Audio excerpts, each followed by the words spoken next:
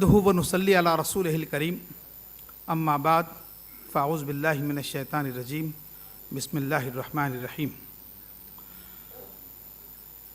हम अपने मालिक परवरदिगार अल्लाह ईश्वर के बड़े आभारी हैं अल्हम्दुलिल्लाह कि उसने हमें ये बहुत ही क्रांतिकारी कदम इस अभियान को चलाने का सौभाग्य बख्शा। अभी आपने देखा कि हमारे बहुत ही अच्छे वक्तागण सत्यपाल जी महाराज, निवृत्ति महाराज, मौलाना मोहतरम करीम सिद्दीकी साहब और इन जैसे बहुत से अच्छे वक्ताओं ने हमें बहुत कीमती बातें, बहुत ज्ञान की बातें बताई हैं। और मैं जमात इस्लामी के अमीर होने की हैसियत से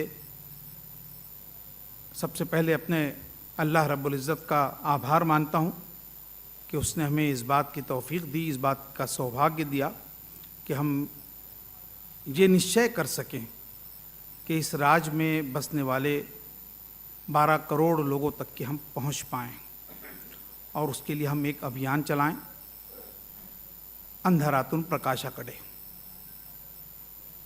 भाइयों, आज हमने ये लॉन्चिंग प्रोग्राम था जिसमें आप सब सम्मिलित थे और ये भी बड़े सौभाग्य की बात है कि इतने शानदार किस्म के लॉन्चिंग प्रोग्राम में औरंगाबाद शहर में होने वाले इस प्रोग्राम की सदारत का हिस्सा मेरे ज़िम्मे आया है।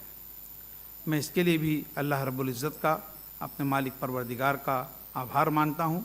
ये उसका बहुत बड़ा उपकार है कि उसने हम सबको यहाँ इस अंधारातुन प्रकाशा कड़े इस अभियान के अंतर्गत यहाँ जमा होने का सौभाग्य दिया। सही बात यह है कि मैं अपनी गुफ्तगू इस आग्रह पर ख़त्म करना चाहता हूँ। मुझे इस बात का एहसास है कि यहाँ आप लोग पिछले 2.5-3 घंटे से बैठे हैं और सबसे ज़्यादा मुझे जिस बात का ख्याल है वो मेरी बहनों का है। बहनें, मेरी माएँ, मेरी बेटियाँ यहाँ मौजूद हैं, बहुत से बुज़ुर्ग भी यहाँ मौजूद हैं और काफ़ी वक्त हो चला है। और जबकि हमारे इन बुज़ुर्गों की इतनी अच्छी गुफ्तगू सामने आ चुकी है और एक संदेश कि असल में अंधेरा क्या है और प्रकाश क्या है, अंधेरों को प्रकाश में कैसे बदला जा सकता है, अंधेरों को कैसे दूर किया जा सकता है, बहुत विस्तार के साथ वो संदेश अभी आपके सामने आया। कुरान मजीद जिसे अल्लाह रब्बुल इज़्ज़त ने अवतरित किया है, हम सब के मालिक परवरदिगार हमारे ईश्वर ने, वो हमसे क्या चाहता है वो हमारे सामने आया है। एक आखिरी आग्रह करके मैं इस अध्यक्षीय भाषण को मैं ख़त्म करना चाहता हूँ और मेरा ख्याल है कि शायद इसमें आप लोग भी बहुत आनंदित होंगे अगर अध्यक्ष भाषण जल्दी ख़त्म हो जाए। वो ये भाइयों और मेरी बहुत ही अच्छी बहनों कि ये जो जीवन हमें मिला है ये बहुत छोटा है। हम नहीं जानते कि इस जीवन पे कब ब्रेक लग जाए और बहुत छोटा तो है लेकिन बहुत कीमती है, इसका कोई मोल नहीं है। क्या ये सही होगा कि हम इस जीवन को बगैर किसी उद्देश्य के व्यतीत कर डालें, ख़त्म कर डालें? ये सही नहीं होगा। हम बाज़ार जाते हैं बहुत छोटी सी कोई वस्तु लेने के लिए भी तो मोल भाव करते हैं, देखते हैं, क्वालिटी देखते हैं, उसके बाद लेते हैं। लेकिन इस जीवन जैसा अमूल्य धरोहर, इतना अच्छी चीज़ जो मालिक परवरदिगार ने हमें दिया है, इतना अच्छा व्यक्तित्व हमें दिया है, बुद्धि दी, सोचने समझने की सलाहियत दी, इसको हम यूं ही वेस्ट नहीं कर सकते।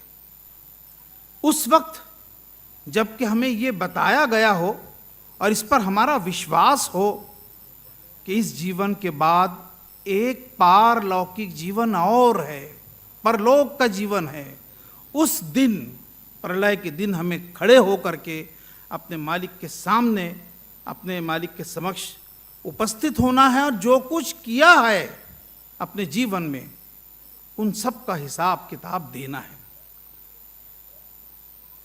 इसके बाद भी अगर हम अपने जीवन के महत्व को न समझें तो ये हमारे लिए बहुत घाटे का सौदा होगा। मृत्यु निश्चय है, मौत आनी है, कभी भी आ सकती है, हम नहीं कह सकते हैं।